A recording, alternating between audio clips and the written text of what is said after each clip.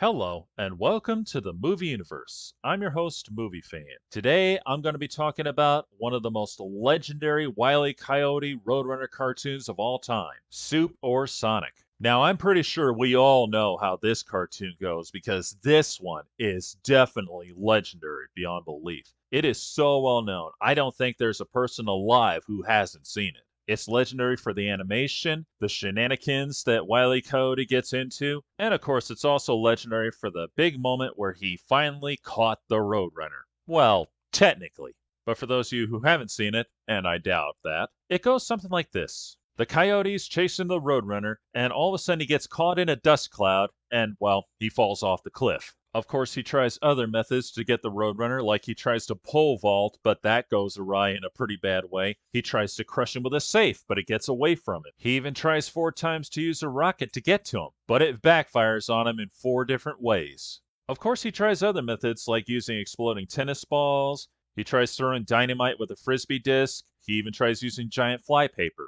And in the end, he finally chases him in a pipe, and they both shrink to a very small size. Then they both run back through the pipe, and the Roadrunner is back to normal size, but the coyote isn't. And, well, he technically catches him, but of course, the coyote said it best at the very end.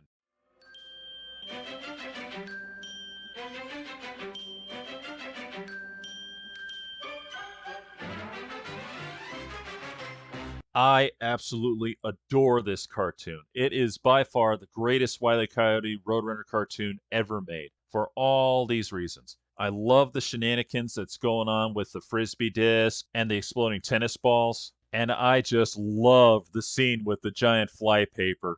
And all because of this scene right here.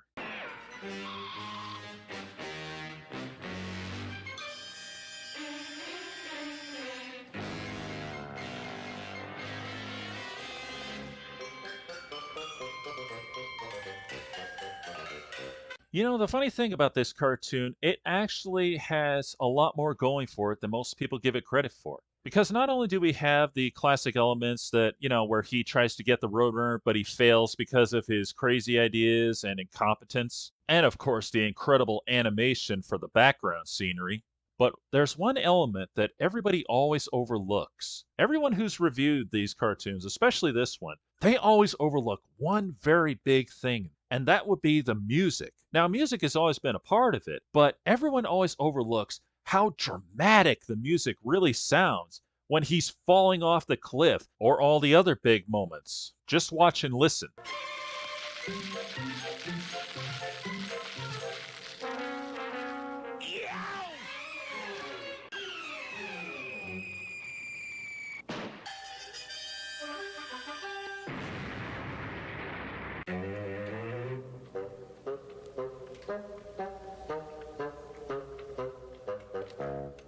You see what I mean? Every time something happens to him, it's very dramatic and even comedic in times, like when his tail was on fire. I'm sure a lot of people picked up on the importance of music during that final scene when he holds up that sign saying, "Now what do I do?" But I don't think too many people have given much thought to the scene where he captures that giant fly with the flypaper. Because the music, and especially the tone when that fly's grinning at him, it really makes you go, uh-oh. You don't believe me? Watch. Another thing that I don't think anyone has ever bothered to think about is that this cartoon actually holds a record for how many times he fell off the cliff. Now, granted, it's nothing new. He's fallen off a cliff before. But in this cartoon, he falls off the cliff 7 times. A true blue animated classic that, believe it or not, was actually made in 1980. And even now, it still holds up. So if you haven't seen Soup or Sonic, I suggest you look it up. It is totally worth watching. And I'm sure that when you watch this, you will be laughing your head off from beginning to end. This is Movie Fan, signing off.